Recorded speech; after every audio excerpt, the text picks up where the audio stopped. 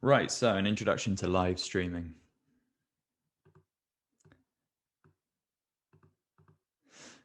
So we've done the introductions. What do you think a live stream is? So this is going to be an opportunity for you to shove things in the comments section for me. Okay, I'll read some of these out as we go. Live broadcast, a video shown in real time, a talk or show delivered live, a live video to go out on social media platforms in real time, a live broadcast, interactive live event, live video of activity / talk to continuous live broadcast, opportunity to encourage interaction, nice, an event that is live broadcast, an activity that is taking place and being shown as it is happening. Can it include a live workshop? It can, yeah. So this technically is a live stream. And I'll be showing you my setup as well later on in the session, so you can see what it looks like for how I deliver these. Because technically, yes, it's a live stream. So what does Wikipedia say? The font of all knowledge. The dictionary, not even Wikipedia. The actual dictionary says it's a live transmission of an event over the internet. And it's a way to transmit or receive live video and audio coverage of an event over the internet. So I think everybody pretty much got that. The one thing I will question though is, even though it says live stream, I don't know if it's a live transmission, but the content doesn't have to be live. And I think that's something that sometimes people forget, is that similar to what we're going to be doing when I show you the video from Dale and Ashley, those videos are pre-recorded, but they're going to be sent out as part of a live broadcast for you to watch. So very much depending on the equipment that you have to hand and the platforms that you're using, a live stream doesn't have to be showing content that's happening right now. It's just that the thing that they are watching is happening live. So I think that's an important thing to remember, because it really does open up the sorts of stuff that you can do, particularly for museums, because we have an absolute wealth of content, from pictures to, archive footage, that we can include in our live streams if we want to. So can you name some platforms? Back to the chat for everyone, please. If you could just spam down some platforms that you could potentially use for live streaming, that would be grand. Zoom, yes. The one that we're on right now, Zoom. Microsoft Teams, yep. YouTube, Facebook Live, Twitter, yep. Any more? Instagram Live, Teams, Instagram, Zoom, WhatsApp, yeah. Even WhatsApp, technically. You could do a live stream through WhatsApp. Brill. Okay, so these are the ones that I've got, but there are obviously plenty more. So we've got Twitter, and Twitter, you can go live through the app, but you can also go live on Twitter through an app called Periscope. I don't know if you can see my mouse on my screen there. You can, brill. So this little icon there, that's Periscope. So you can use Periscope to do live streams, and Periscope goes live through Periscope to Twitter and Facebook, and you can go live on Facebook. Instagram, again, live through the Instagram app. Zoom, which is what we're doing now. But the good thing about Zoom is that it can act as a sort of aggregator for live streams as well. So something that I've got a YouTube tutorial for, which I'll give you the link to, but also if there's time, I might show you how. You can go live from Zoom to YouTube or Facebook. So what we were talking about, how you can bring in external pieces of content, so pre-recorded videos or images, that sort of stuff. You could use Zoom to host all of that content and then push it to YouTube live, or push it to Facebook Live, for instance. Twitch and Mixer. I highlight these because generally these platforms, although I'm not even sure if Mixer exists anymore, I think it might have been renamed, but these are predominantly platforms where people sort of play and watch people playing video games. But there is a sort of niche community on there where people do all sorts of things like crocheting. You can watch somebody live crochet on Twitch. So there is potentially a niche audience there, particularly if you have quite a niche collection that could fit with that platform. For instance, the World Tank Museum, they do a lot of partnership events with a video game called Tanks of War, or War Tanks, or something along those lines. But that partnership is something that they've developed a lot, and they actually recently did a live event with World of Tanks. There we go. They actually did a live event with World of Tanks, where the video game even created little tanks that people could download in their game, and they paid for the tanks, but the money that they paid went to donations to the museum, and they made quite a bit of money, both from the event having millions of viewers, but from the game itself. So, you know, these sorts of things aren't necessarily to turn your nose up at if there is the opportunity to do these sorts of collaborations. As mentioned, YouTube as well. You can go live on YouTube on desktop. So if you have a laptop, you can go to YouTube and go live straight onto the platform. You can also go live via the mobile app.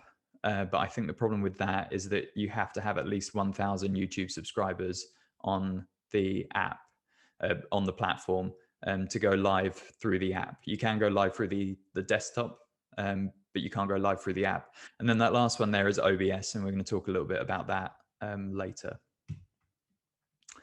So what platforms can you use?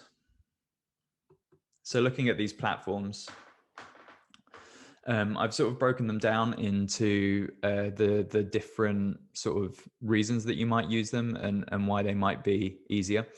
So platforms like Twitter, Instagram, and Periscope, for instance, are generally easier to use because you can just go live on them straight from a mobile device.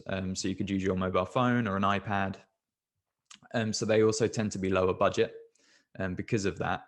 You can also access a much broader audience because, you know, you've got your own audience on the platform. So if you have lots of Twitter followers, when you go live, it will go live for all of those people on Twitter.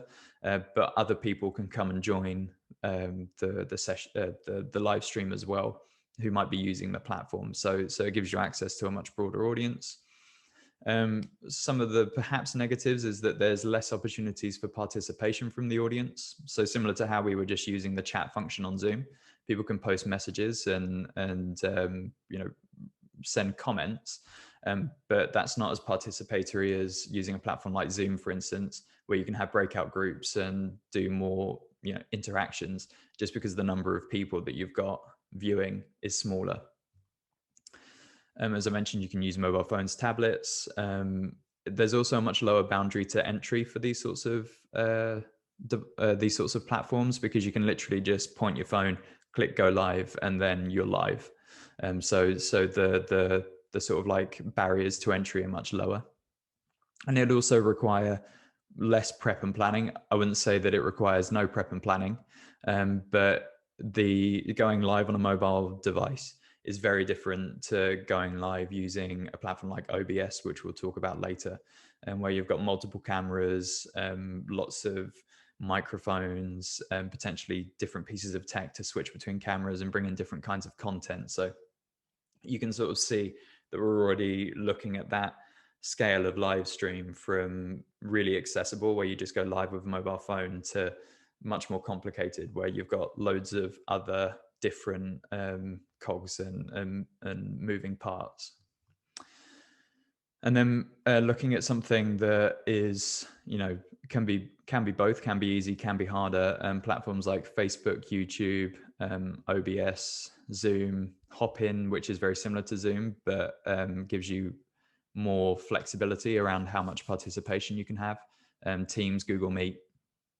So some of these platforms can fall into that category of generally easier to use. So like with Facebook, for instance, you can just go live from your mobile device if you want to. But you can also use a platform like OBS to sort of host all of your live streaming content, and then you can push that to Facebook. So that would be an instance where it would take a lot more prep, a lot more equipment, and a lot more tech. And Dale, in his video, he's going to explain how that sort of stuff works through OBS. So you get an idea of what that's about. You can have a broad audience. So if you just, again, go just live onto YouTube, anybody can technically watch that. But you can also have a private YouTube link, and you could be very specific with the audience. So you could, you know, do ticketing, for instance, for the event, and only give the link to the people who have tickets. So you can have a much more focused audience. Or if you go for a platform like Zoom, for instance, you can be way more selective with the audience, like we are today. But if I wanted to, I could just click a button on Zoom now and we could go live to YouTube, and you could all sit on Zoom watching me do this. And then people from YouTube could sit on YouTube and watch me do this at the same time. The difference is that I could do breakout groups and that sort of stuff with you all on Zoom, but I couldn't do that on YouTube because the only function is the chat function. You can have passive or participatory viewers on some of these platforms, particularly with Zoom. So as I was saying, we can do breakout groups, so we can add in much more participation. But on Facebook, YouTube, Instagram, Twitter, it's much more about, sort of asking questions and getting comments back. So that level of participation is much lower. And again, you can also have a higher boundary to entry with some of these platforms. So when I show you my Zoom setup, overall, I think I costed this, including my Surface Pro, which is the laptop that I use, is probably around £600 to £700 worth of equipment. I mean, the Surface itself is about £500-600. So, whatever laptop you're using, it doesn't have to be a Surface. But for microphones and cameras and that sort of stuff, the cost can rack up. But equally, you could just use your mobile phone and go live straight onto Twitter or Facebook, which is obviously much cheaper. And then, as I explained down here with Twitch and Mixer, it's a much more specialist audience. It's harder to use successfully as a platform because you're trying to make the platform fit your content as opposed to trying to make your content fit the platform. And it's also a higher boundary to entry because you can't just go live straight onto those platforms. You'll need a lot more tech to do it, which again, we'll talk about in a bit. So easiest for beginners. Again, this is all relative in some regards, but I'd say that platforms like Twitter, Instagram, Periscope, Facebook, even YouTube, Zoom, Teams, Google Meets, these can be really easy for beginners to pick up. A lot of us have used some of these platforms in our day-to-day, like Zoom and Teams, for instance. We probably have used a lot of those recently. YouTube, as I said, you can just go live straight from your YouTube account, and it will just use your laptop's webcam, for instance, and you can just go live that way. So it's really quite simple. And then for more advanced streamers, we're looking at platforms like these, like Hopin, OBS, Mixer, and Twitch. And again, this isn't a definitive list of all the platforms. There's loads of other platforms out there, but these are the ones that tend to be more commonly used by heritage organizations when they live stream. So the reason that I've done this is basically to show you what I mean by OBS. So this little logo down here, the black circle, that's the OBS logo. And the way that platform works is that this platform isn't a streaming service in itself in the way that YouTube Live is, or Zoom is, or Facebook is. The way that OBS works is that it sits in between you and your content and the platform that you want to go live on. So what OBS basically does is it works as almost like a production studio. So I get all of the content that I want to use. I have all of my mics and my cameras all set up, ready to go. They're all plugged into my computer. I run OBS on my computer, and then OBS basically works as a tool for you to control all of those different types of content. So through OBS, you can control the cameras. So if you have 3 cameras, you can say, okay, OBS, play camera 1, play camera 2, play camera 3. If you've got pictures and videos, you can use OBS to drag those videos in so that they go live at a certain time. You can, control different microphones. So if you have lapel mics for some speakers and table mics for other parts of your live production, you could set it so that it uses lapel mics when people are walking around and talking, perhaps they're on stage. And then maybe you have like a section where there's a Q&A. So they might be sat down at a table and you have a table mic for that. And then you can switch to that table mic through OBS. What OBS does is it controls all of that content. And then you tell OBS the platform that you want all of that content to be shown on. So you tell OBS that you want the content to be shown on YouTube. So everything that you're doing in OBS will be shown live on YouTube. Obviously, the audience will only see the things that you want them to see. So the audience will only see you switch from camera 1 to camera 2. They won't see you doing all of the behind the scenes switching. But the audience will see that, that piece of content come in live. They'll see the camera switch, they'll hear the mic switch, but for them, it will be a seamless experience. And the reason that I highlight this is because OBS, or platforms like OBS, are basically the difference between an easy access live stream and like a production quality live stream. So if you went to watch, say, like a live stream of a performance at the Royal Ballet or something along those lines, they'll very much likely be using OBS or a platform like OBS to deliver that content. They wouldn't just have their mobile phone set up on a tripod viewing all of the dancers on stage. They'd have multiple cameras, lots of different microphones. And, that's something that you could potentially charge £30-40 a ticket for. Whereas if you're doing a live stream on your mobile phone, which is potentially lower quality, maybe you don't have lots of other microphones, so the audio isn't very good, that's not something you can necessarily charge £30-40 for, because it's not the quality that the audience might expect. And I'm not saying that a stream on your mobile phone is worse than a stream on your doing something through OBS, because at the end of the day, it's down to content, how you deliver that content, how you package it. It might be nicer doing it through OBS and it might look more professional or more technical. But that's not to say that somebody doing a live stream on their mobile phone is less engaging than somebody doing a live stream for OBS. The key is the content, and making sure that the content you're creating fits the platform that you're using and the audience that you're going to. Are there safeguarding issues with any of these if working with school groups? Yes, Hannah, there can be.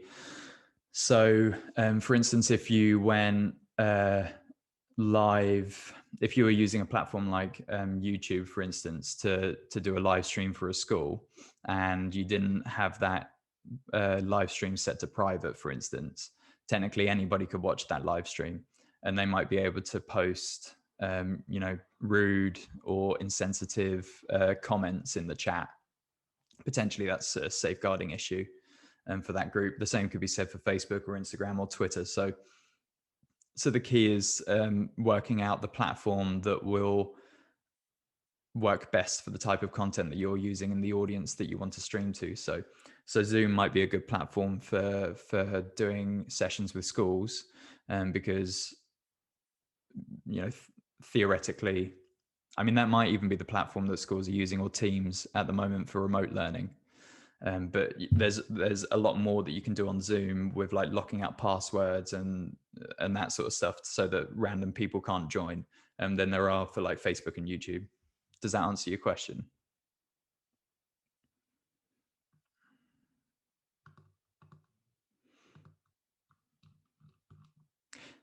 Yes, Brill. Cool. So that's an overview of what OBS does. And as I said, when we watched Dale's video, Dale goes through how the museum uses OBS and later on a platform similar to OBS to deliver their much more high quality, advanced event level live streams. Whereas Ashley, when they started doing their live streams for learning audiences, they didn't use OBS. They do now, but in his video, he talks about how they did it on a much lower budget, and much more accessibly. Okay. So yeah, so as I was saying, you want to choose the platform that fits the content and the budget and the audience. So if you're looking to broadcast to as many people as possible, then you might want to look at a platform like Twitter, Instagram, Facebook, YouTube, because that's where you can reach the most people. If you're looking for an audience where you're going to have aspects of engagement, aspects of activities for them to do, you might want to look at a more closed platform like Zoom, Hopin, Teams, Google Meet, where you can be a lot more prescriptive with the number of people in there, and there's more features for you to do participatory stuff. Like in Zoom, for instance, you can do polls and you can do breakout rooms, and there's lots of different options. And then OBS sort of sits above everything in that you can stream using OBS to the majority of these platforms. You could even, if you wanted to, use OBS to stream to Zoom. And it will give you that extra level of, different content, different camera angles, all of that sort of stuff. So yeah, just think about the platform that fits the content, the budget that you have, and the audience that you're trying to reach. And it is very much a balancing act. But it's not to say that you can't do high quality streams with on a small budget, because you can. And there's been lots of examples of those over the last over the last few years, but certainly over the last few months during COVID. So we're going to have a quick look at some examples of some museum live streams. So this is, a couple of these are pre-COVID, and some are COVID related. This one I think is a really nice example of a live stream, and it's one that they would have done on a slightly higher budget. But it's still a really good example of a live stream, and one that's definitely worth watching. Royal Museums Greenwich, they've done lots of really excellent live events, and this was all pre-COVID, so they have a history of doing this sort of stuff. They actually won a Shorty Award, which is an internet award, but it's a pretty big deal for their series of live streams. So they're a good organization to check out how they do their streams, and look at it, learn from it, think about how you could, take what they do well and make fit for your budget and your content and the platforms you want to use. But these were basically, there was a whole series of live streams around space, and this one was around the lunar eclipse. So they did a live stream of the lunar eclipse using the observatory. They had special guests and speakers who were there in person, but also, came in live through different platforms. And yeah, it's just a really good example of a quality live stream that they probably would have done through OBS or a similar platform. But you could replicate yourself using other platforms. Earlier when I mentioned that you can go live from Zoom to YouTube or Facebook, that works pretty much in the same way that it would work, similar way that it would work if we went to YouTube or Facebook from OBS. Because with Zoom, obviously you can do all of the screen sharing. So I can have a presentation with lots of images and videos in that I can play, which is what I'm going to be doing now. So whilst you can't necessarily, you can do multiple camera angles, because you can also do a second camera on Zoom now, which if there's time, I'll show you. So, but it's a much lower barrier, much lower entry barrier. It's much easier to use Zoom to go live onto YouTube than it is OBS, because OBS is like, way up there. It's not something that you could just pick up and run with. It's something that you need to spend a lot of time practicing. It's also something that you'd need a fairly powerful computer to be able to do. My Surface wouldn't be able to cope with OBS, but my Surface can cope with Zoom. So just something to think about. And again, if anybody has any questions, feel free to shove them in the chat, because I'm keeping an eye on it, and happy to answer those. Now, the Strawberry Hill Flower Festival is a really nice example of a museum doing a live event. Basically, just as COVID hit, every year they do a flower festival, which is basically an event where florists come to Strawberry Hill House, and they decorate it in flowers, and they talk about flowers and flower arranging and flower growing and all that sort of stuff. But obviously COVID meant that they couldn't do all of that in person. So instead they did it all live through Zoom. So similar to how we're setting this up, they invited audiences into Zoom. They had some of the florists deliver like live lectures almost, and opportunities for Q&A.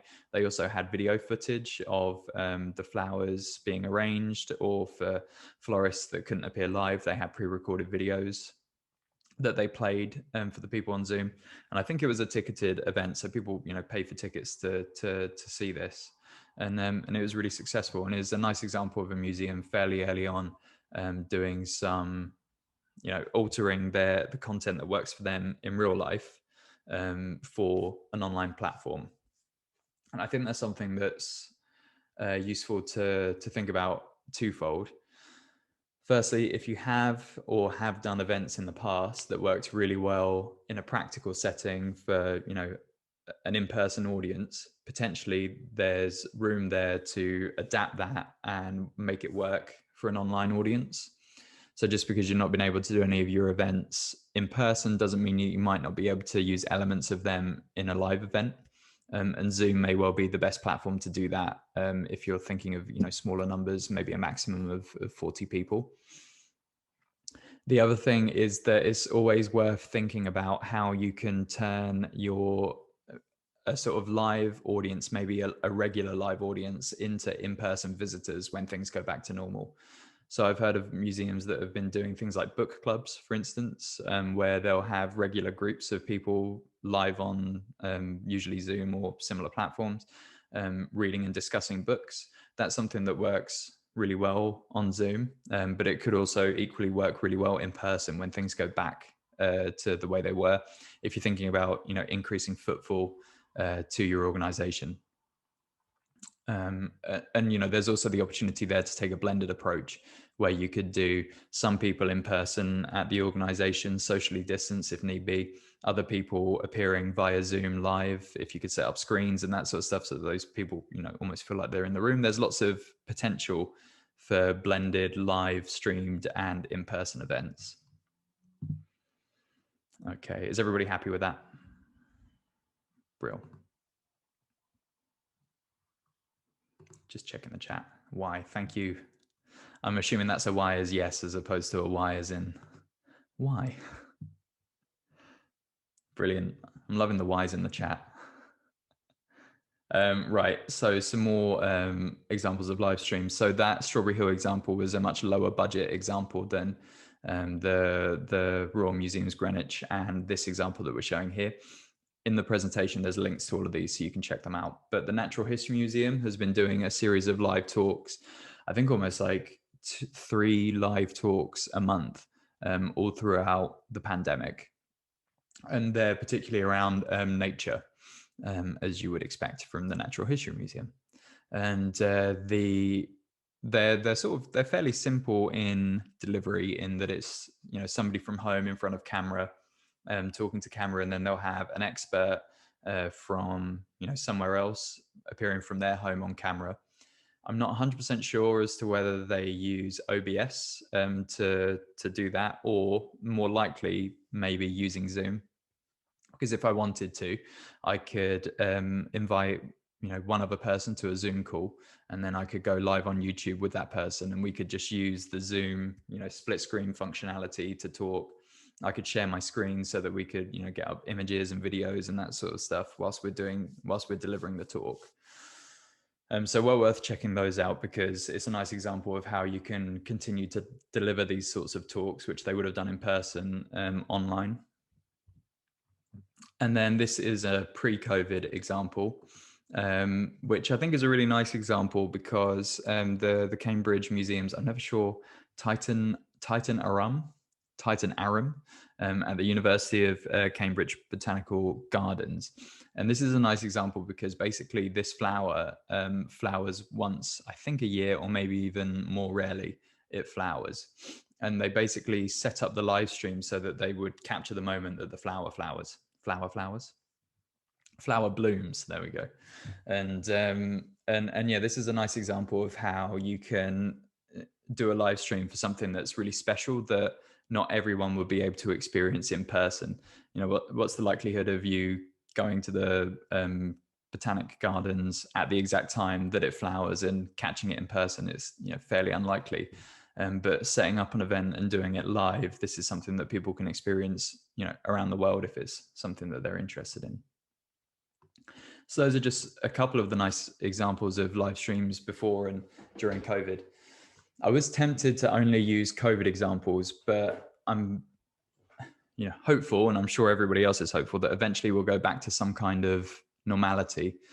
So I don't want to set you up to only think about live streams in a world where nobody can touch each other or be within a few meters. So I thought we'd go for a blended, this is what you can do when things go back to some kind of normal, and this is what organizations are doing at the moment. So hopefully those examples have been helpful.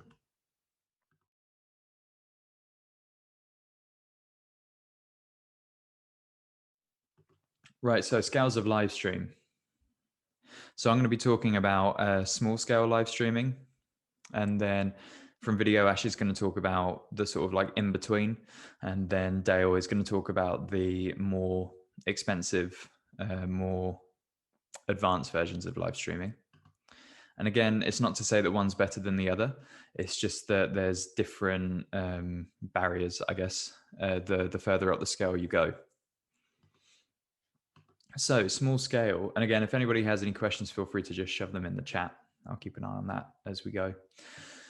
So small scale, you can use a mobile phone or tablet device. You can even use a laptop with a webcam, which is kind of what I'm doing right now. The camera that I'm using to deliver to you all is just the inbuilt webcam on my Surface Pro. Although I do also have a full HD webcam that I purchased so that I can do picture in picture. So you can do 2 cameras on Zoom, which is handy when I'm doing practical training. So I can sort of, show what's going on with one camera and speak to the other.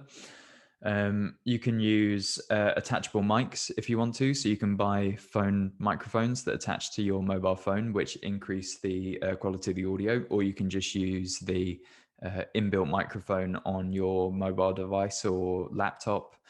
For this session, I'm using this microphone, which is, that might be ruining the audio for you, which is a USB microphone that just plugs directly into my laptop. I think this costs about £70, but you can get cheaper versions and you can get more expensive versions. The benefit of this is that it's perfect for this kind of delivery and for recording training videos and tutorials and that sort of stuff, because I can just sit here and it's like a good distance away from my face. Obviously, if I started moving around, then it's not quite as good, because the further I get away, the worse the audio is. So for that, you might then want to look at things like lapel mics, and you can get lapel mics which attach to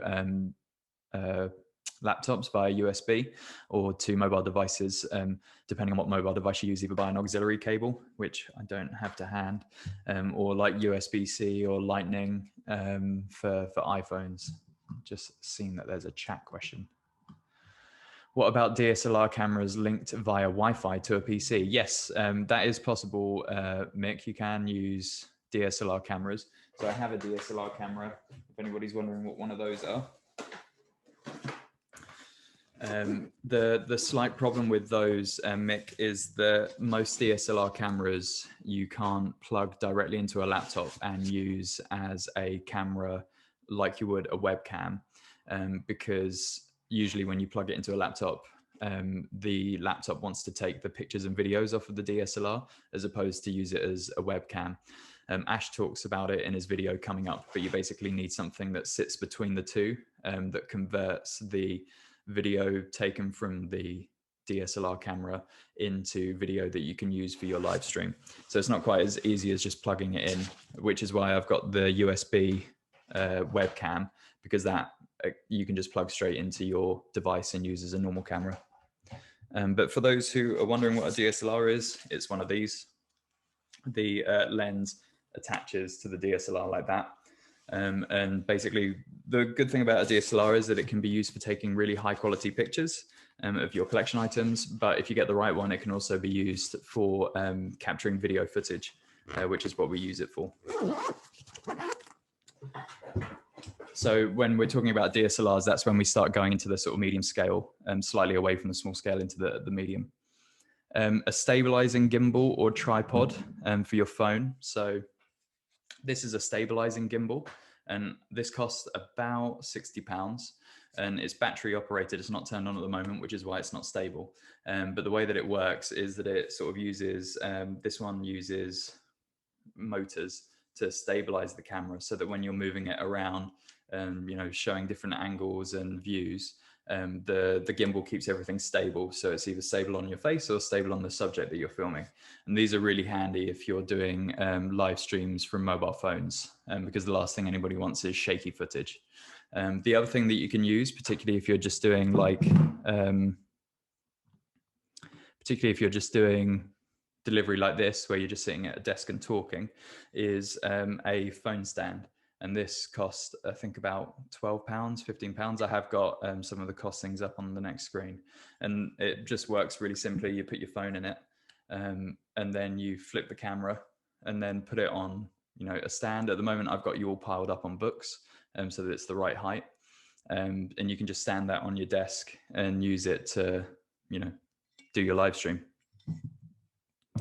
And the other thing that I'd recommend, I've not got one here as an example, but an external battery for charging, because live streaming takes away a lot of battery off of your mobile devices. And if you're moving around a lot, you can buy little USB external battery packs, which will attach to your mobile phone and charge it whilst you use it.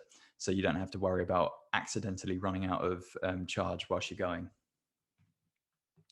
And when you're planning a smaller scale live stream, it's easy to plan yourself, but you could get maybe another 3 members of staff involved if you're lucky enough to, have that many people who would be able to support you. The thing with small scale is that the more hands, the more messy it can get, because really you've only got one piece of equipment. The likelihood is it will probably be your mobile phone or maybe a laptop. But you won't necessarily need people holding microphones or making sure everything's plugged in, because you've got everything here. So really all you'll need is probably yourself and another member of staff who you're videoing for the live stream. Simple ideas tend to work best for smaller scale, and smaller scale gives you a lot more flexibility. So you can go to different areas of the museum. You can, talk to different people in different spaces. It gives you a lot more flexibility. So, but you want the idea to be fairly simple. It's not going to require lots of different, content and lots of lighting and that sort of stuff. So the more simple the idea, the better. A rough timeline of how it's going to unfold is really handy to have, just so that you know how long your live stream is going to be, when certain things are happening. So let's say the live stream is going to be a tour around your gallery. If you have it in the rough timeline that from 10 o'clock until 10:05, it's going to be you giving an introduction. Then at 10:05, you're going to go into the armor room, and that's where you're going to talk about one of the objects in the armor room. And then at 10:10, you're going to go from the armor room to the collection of silver, and that's where you're going to have the curator waiting to do like a curator talk about some of the examples of silver that you've got. It doesn't matter if you actually get there at 10:06 or you're underrunning, so the time is going much quicker, because it's flexible. The actual exact timeline doesn't matter too much, but having that rough timeline will let you know where you need to be and who needs to be where at what times, and it can make life a lot easier. As you start going up the scale, it's important to have a much clearer timeline of when things are going to happen, because you've got loads of different variables, like multiple cameras and different microphones that might need to be plugged and unplugged and given to different people. So the flexibility really starts being limited the further up the scale you go, just because of the amount of equipment and the nature of the content.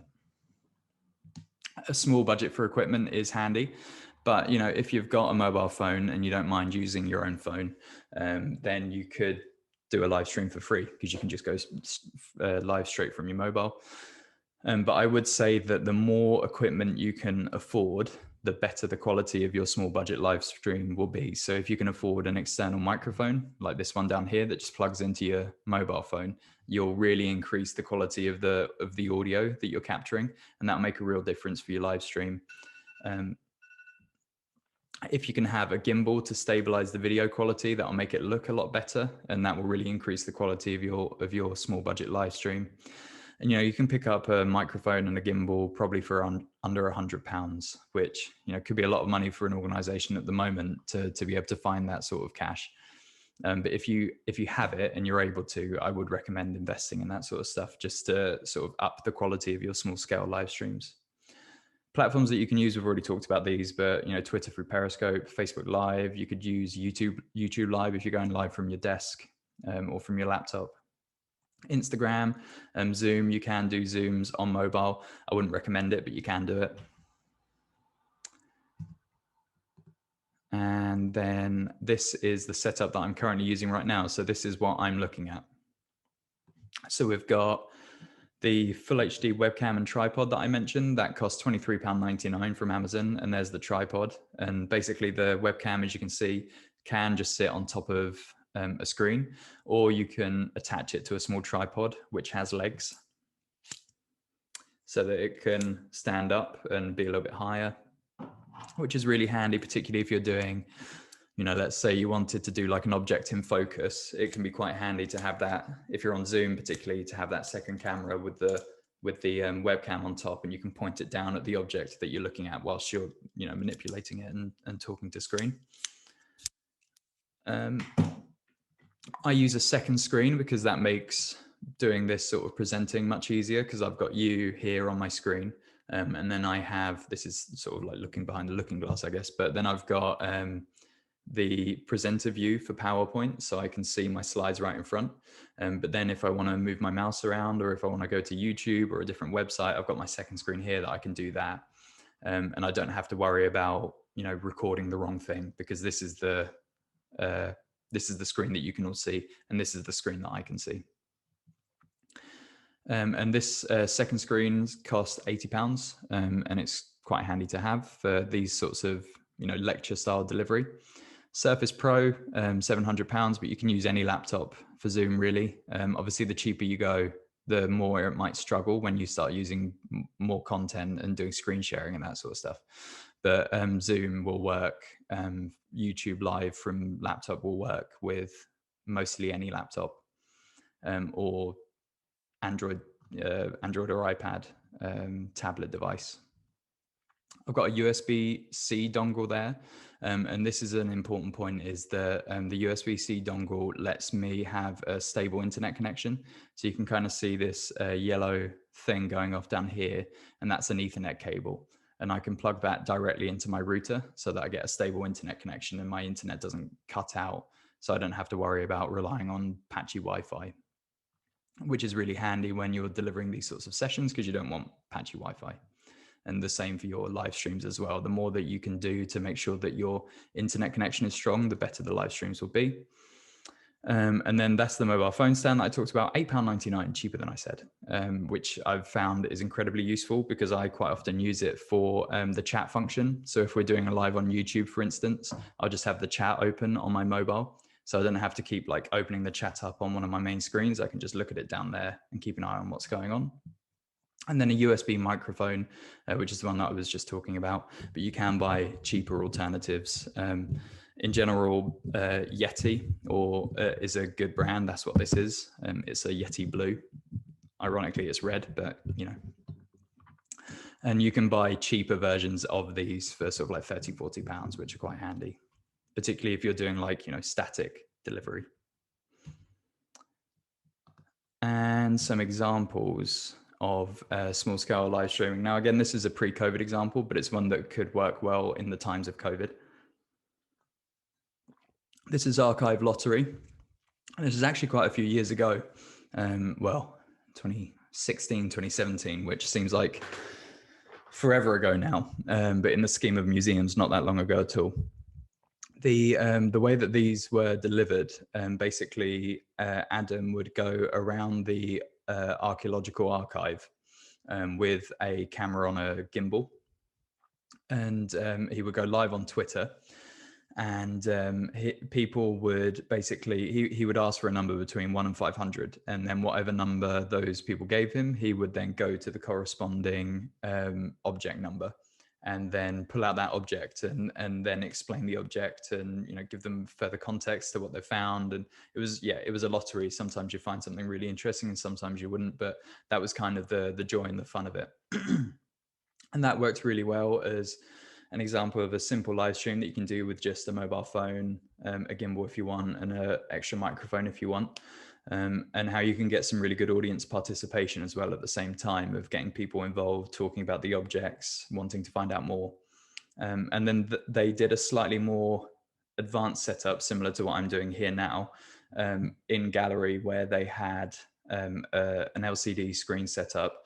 They used Skype at the time, but they probably use Zoom or something similar now. And they had it so that members of the public could, whilst they're walking around the museum, stop at the table and talk to the team in the archive and play a game of archive lottery live during their visit, which I thought was a really nice idea. And potentially something that you could do now, well, not now, but when museums open up again, this is something that lends itself quite well to social distancing as a method of communicating with staff, doing those sort of like hands-on collection-based activities, and that might not be possible at the moment because of social distancing, but you could potentially do through a live stream option. So just a few hints and tips, and then we'll go on to Ash's video.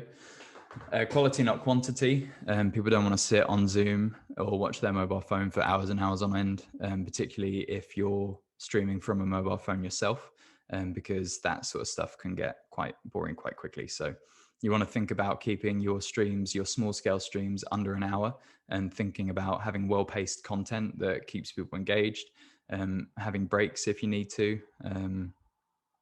Yeah, quality, not quantity. Prep is key.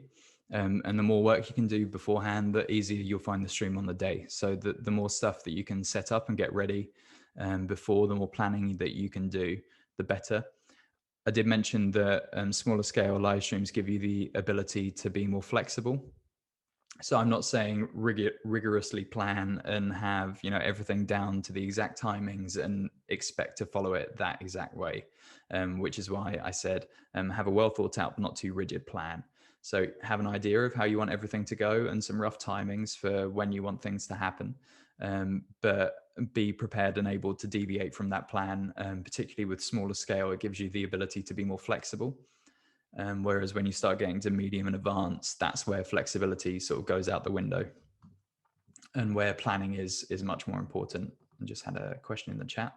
What about live streaming on the move? I'm thinking of a walk along the River Wandle.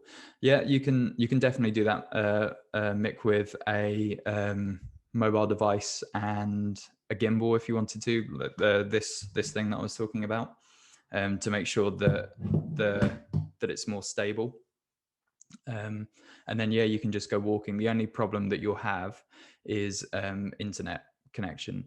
I don't know what the 4G is like around the River Wandle, but if you enter an area that's a bit patchy, you might end up losing connection, which would stop the live stream and, you know, I guess ruin the experience for the people who are watching it. So that's just something to check. And that actually brings me on to my practice makes perfect point, because Mick, if I were you, I would do a practice run with friends and family and just see how the internet coped on that walking route. And if it wasn't as good as I would have liked, maybe I'd choose a different route to see if the connection would be better elsewhere. And that goes for any live stream that you do. Practice makes perfect. Do a test run. On the day, anything could happen. You know, your Wi-Fi could drop out, and that brings us on to the backup point. Your Wi-Fi could drop out. It would be sharp hits, 2 to 3 minutes. Yeah, no, that could work. No reason why that couldn't work as a live stream. I mean, it could also work as a pre-recorded video if you wanted to just pre-record it and put them live. It's entirely up to you. But yeah, have a backup. What if the Wi-Fi goes down, or what if the area you're in has poor internet connection? If you're doing a Zoom where you've invited specific people, what are you going to do if somebody in that session is being disruptive? You know, who can take over from you if something happens, like your internet goes down and you need somebody to take over? Have you set up co-hosts, that sort of stuff? There's lots of things that are worth planning and having a backup in place just in case things hit the fan. Okay, what we're going to do now is I'm going to show you Ashley's video, which is about 10 minutes long, and then we'll have another break, and then we'll do Dale's video, and then we'll have the case study from the Charterhouse, and that will round up the session. So you'll be able to find the first case study from Ashley March on our YouTube channel. It's the video titled Learning Live Streams at the Museum of London, but the link to that video is in the description below. And you can find the next case study by Dale Garland on our YouTube channel as well. That one's titled Advanced Live Streaming at the Museum of London, but again, the link is in the description below. And our final case study is part of this video. It's Marco from the Charterhouse. I'm not sure, first of all, how many of you know the Charterhouse. Some of you maybe visited the place before, but for the ones that aren't so familiar, just a quick introduction, because I think it's also important in the context of everything to understand the site. So the Charterhouse has been, it's a historical site. It's been around since 1348. In that time served as a monastery, private mansion, boys' school, an almshouse, which remains to this day. The Charterhouse is situated between the Barbican and Farringdon. The predominantly hidden side is located between Clerkenwell Road and Charterhouse Square area. Despite over the 400 years of amazing history, it was open to the public in 2017, so relatively recently. We have opened a small museum, started running daily tours, and even though we have hosted a number of events before 2017, we have expanded our venue. I offer hosted many filmings, shoot productions actually since then as well. The Charterhouse, as we know today, was established in 1611 by Thomas Sutton. Back then it was the biggest charity in Europe, and since then we were home to over 40 elderly men and women, which kind of makes the site a little bit more vulnerable, especially around this time. So by visiting us or holding your event at the Charterhouse, you're directly supporting the charity and the conservation of the site for future generations. Here's some images of the site, again, for the ones that are not very familiar. So it's a collection of buildings and spaces. We have lovely gardens as well, which are very popular. And here's our team, although it's more like a family. This actually includes some of the brothers. Very sadly, this has sort of downsized since the pandemic. We've had 3 deaths related to COVID, but the good news that the brothers are all very well now. They're all vaccinated, including some of the staff that are on site. Again, our teams are much smaller than ours as well. We had some redundancy since, sadly. But anyway, on the slightly more positive note, so from the team that we've had left on site, we've obviously had to decide on the next steps forward.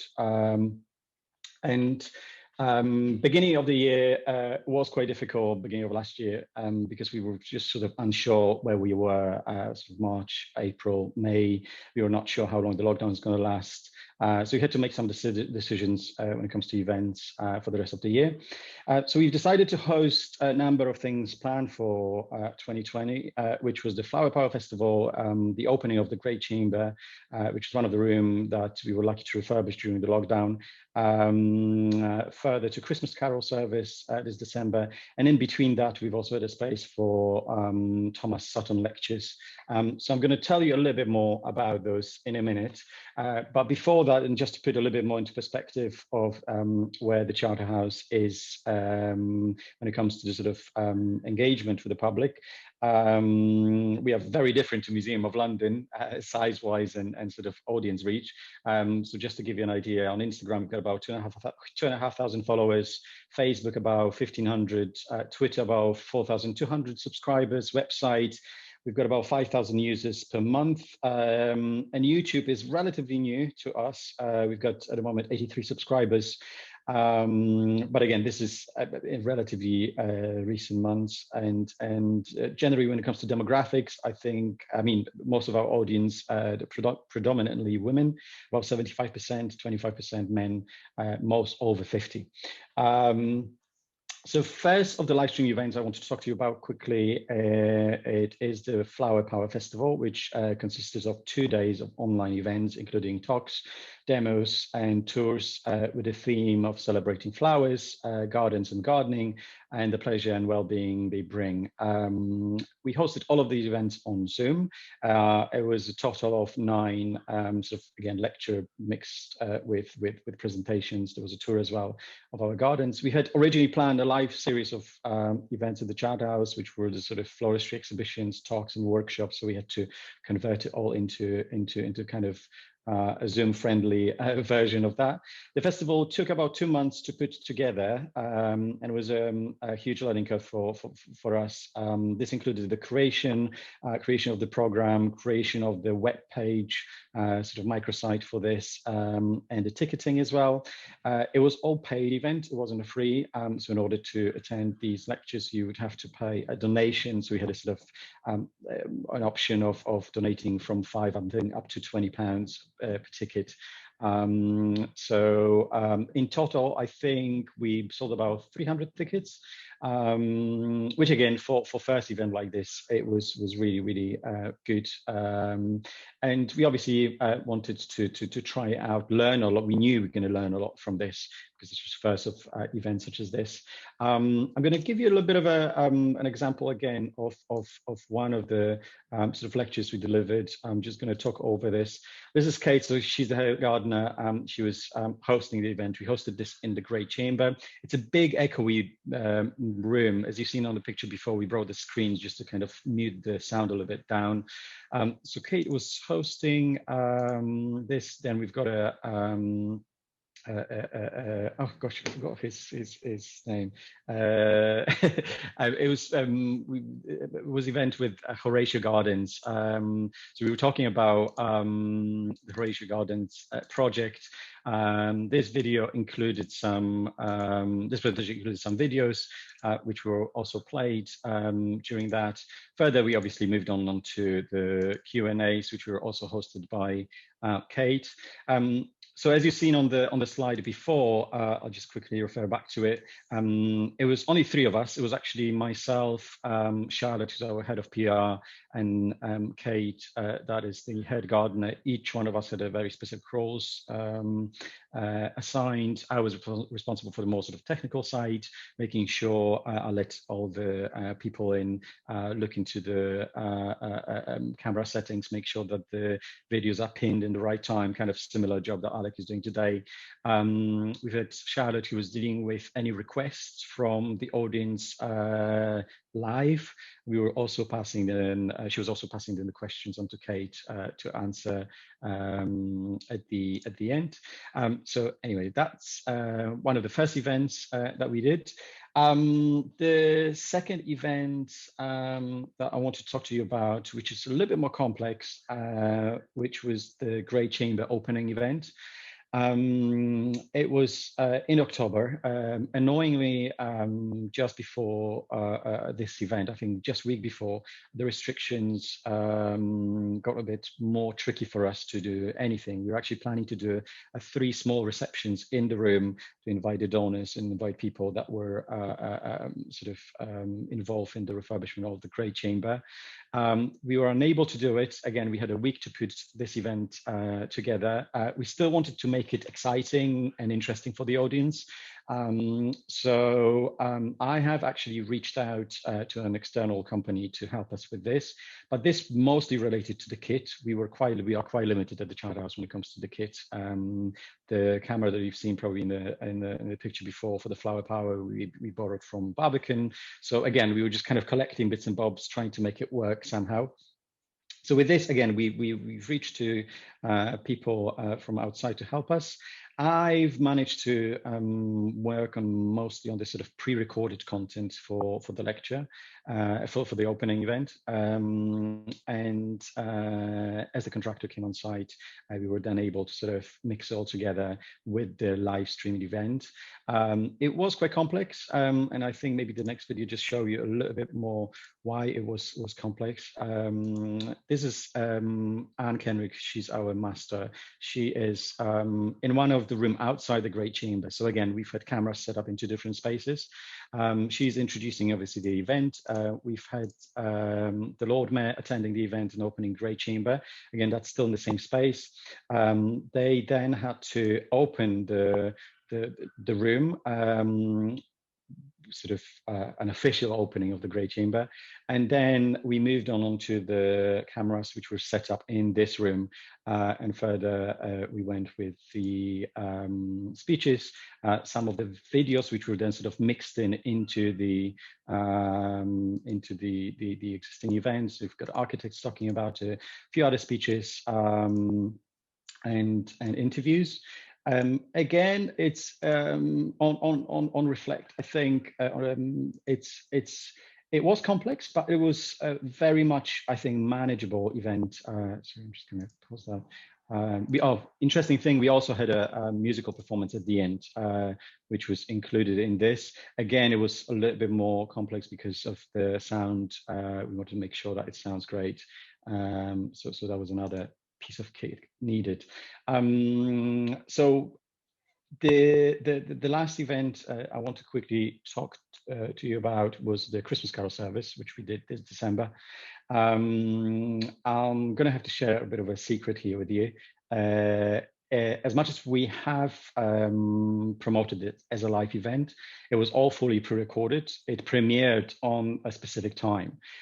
What I've learned, I think, over the period of working on those events is that there is a level of stress, obviously, when you're running a live events. If the events are more complex, there obviously there's more risk for something to go wrong. And if you don't necessarily need to interact with the audience, it is probably easier way of pre-record at least as much as you can, and then play it live. Again, there are tools, and for example, we are using YouTube predominantly for some of those events. We're using Zoom for lectures because, again, you probably need a bit of an interaction there. But on YouTube, you can set a premiere, and the event still can feel like a live event. On the day, I think when it comes to the Christmas Carol service, I think about 400 people tuned in, which again is more than the capacity of our chapel. And in total, I think we've had over 1,400 people have seen the event, which is great. Again, it sort of expands the outreach, which is something we haven't actually explored before, but it proven to be a great option. So again, just a quick kind of sweep through the event itself. So we sort of started outside, moved on to the chapel. This is our preacher, Canon Ann. We've had the choir pre-recorded the day before the service was pre-recorded as well. So then we sort of basically blended all in together to make it look like an event that is essentially live. But again, just between us, it wasn't live. These are the sort of case studies that I wanted to share with you. Like I said, it was a great experience. We've learned a lot about all this. It's a great tool we are now using. I think YouTube Studio, which again has an amazing feature, which is the analytics, gives you a lot of great information on the audience. And again, we've only pretty much started our channel a few months ago. We've got 80 odd subscribers at the moment. I don't think people subscribe to YouTube as they do subscribe to things like Instagram or Twitter or Facebook. So we don't necessarily measure that by the number of subscribers on YouTube, but again, you can see, if we see that over almost 9,000 people watched our videos, that's a great sign. On the sort of more taking things into the future, we are very lucky. We've actually been lucky to get the Arts Council England grant for the Charterhouse, and part of it we are investing actually into mostly kit, but also training and software that we will be basically expanding our live streaming sessions. I think this will sort of conclude my a very brief, I don't want to go into too many details. But if you've got any questions, if there's anything you want to ask, I'll be happy to answer. So yes.